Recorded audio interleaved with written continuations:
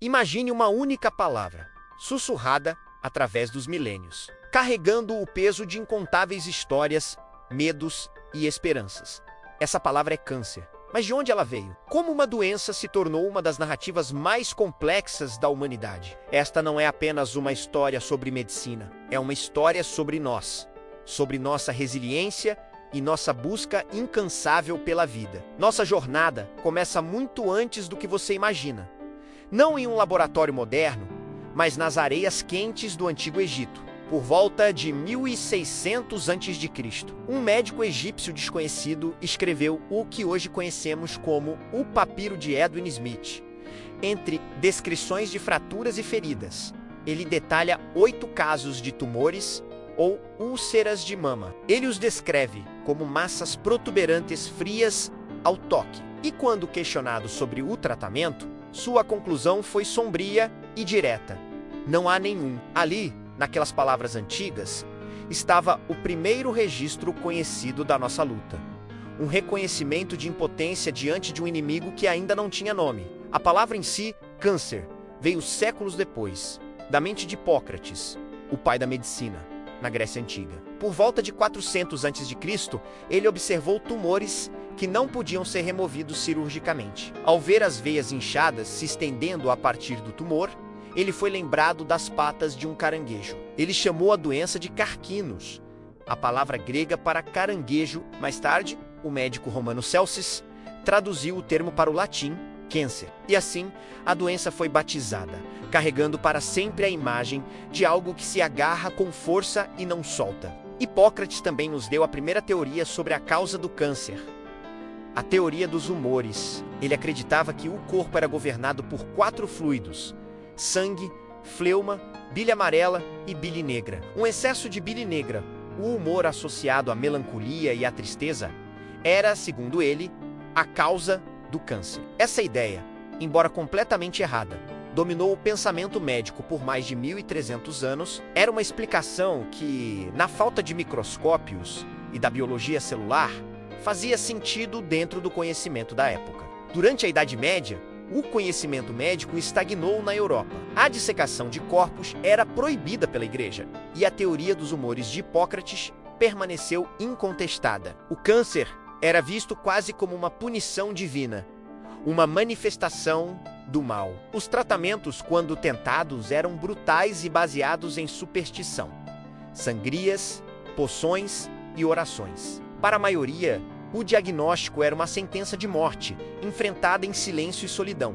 Mas a curiosidade humana é uma força poderosa. Durante o Renascimento, a proibição da autópsia foi relaxada. Anatomistas como Andreas Vesalius começaram a mapear o corpo humano com uma precisão nunca antes vista. Ao abrirem os corpos, eles viram a doença com seus próprios olhos, viram como os tumores invadiam órgãos, como se espalhavam. A teoria da bile negra começou a ruir. Eles não encontravam nenhum excesso de fluido escuro, apenas tecido doente e descontrolado. A doença era física, real, dentro de nós.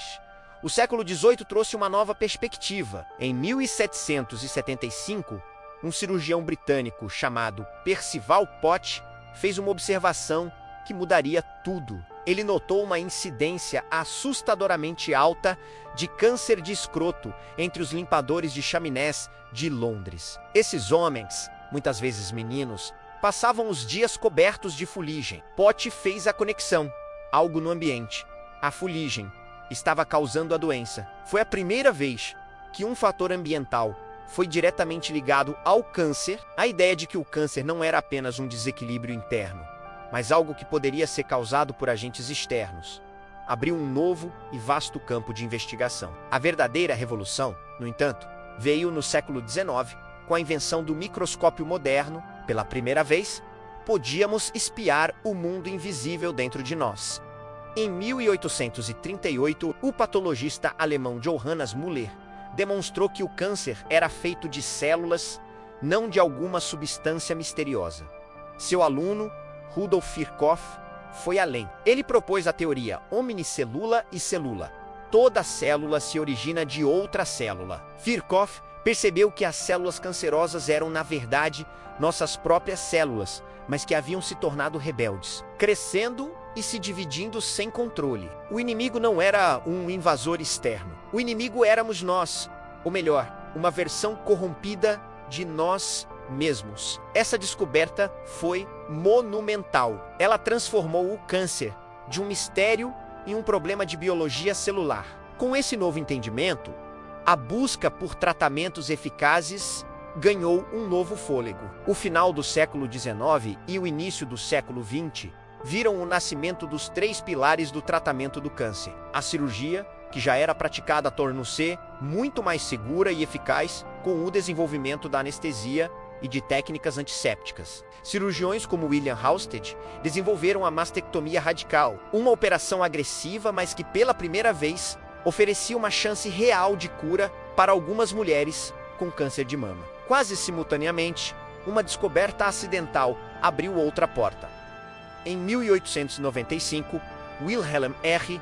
Einstein descobriu os raios-X. Apenas um ano depois, médicos perceberam que essa radiação misteriosa não só podia ver através do corpo, mas também podia encolher tumores.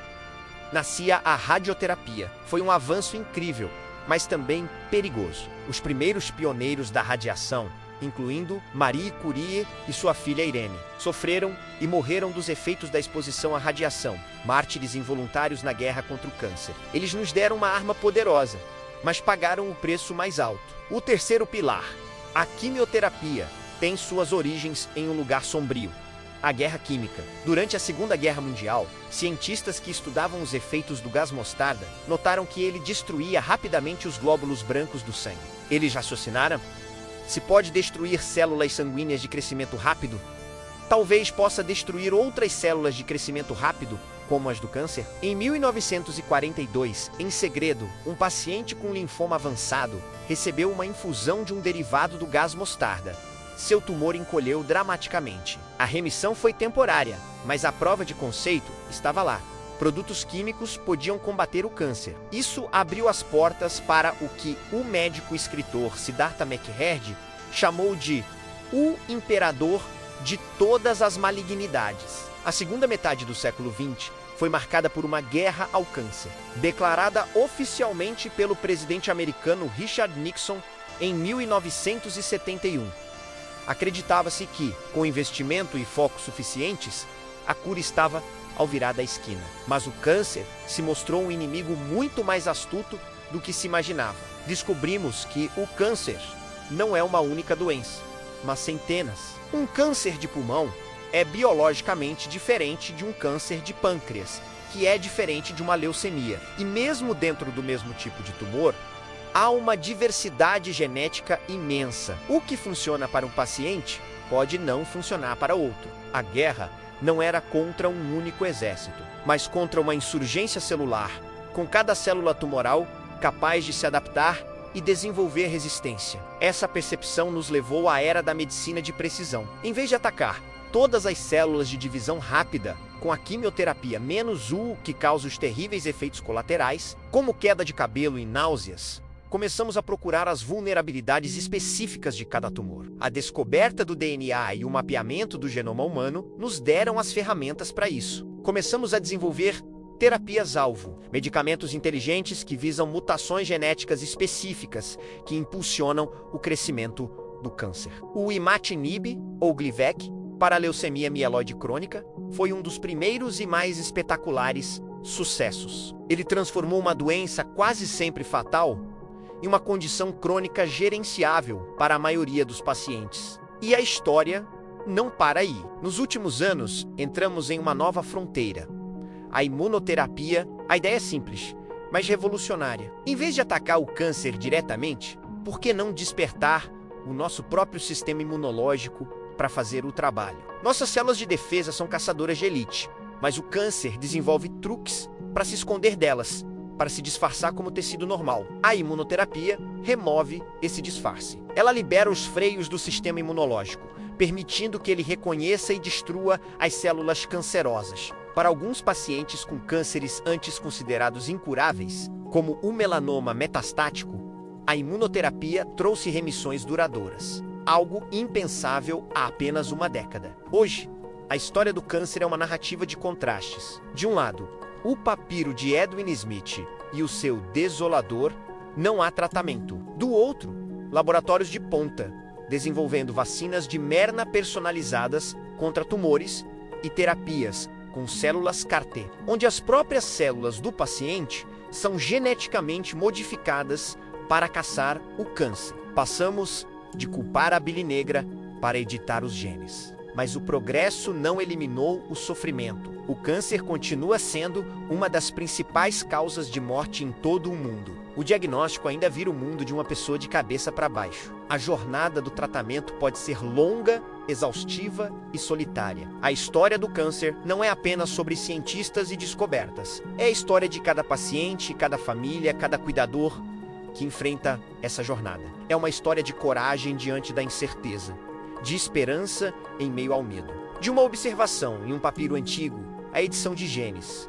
A história do câncer é, em última análise, um espelho da nossa própria evolução. Ela reflete nossa ignorância e nossa genialidade, nossa crueldade e nossa compaixão, nosso desespero e nossa esperança infinita. A palavra câncer ainda carrega um peso imenso, mas hoje ela não é mais sussurrada apenas com medo. Ela é dita em voz alta em laboratórios, hospitais e grupos de apoio, com uma determinação feroz de entendê-la, combatê-la e um dia reescrever seu final. A história está longe de terminar, e cada um de nós, de alguma forma, faz parte dela. Se essa jornada pela história do câncer tocou você ou te fez pensar, mostre seu apoio. Curta este vídeo e se inscreva no canal História das Coisas, para mais mergulhos profundos nas histórias que moldaram o nosso mundo. Obrigado por assistir.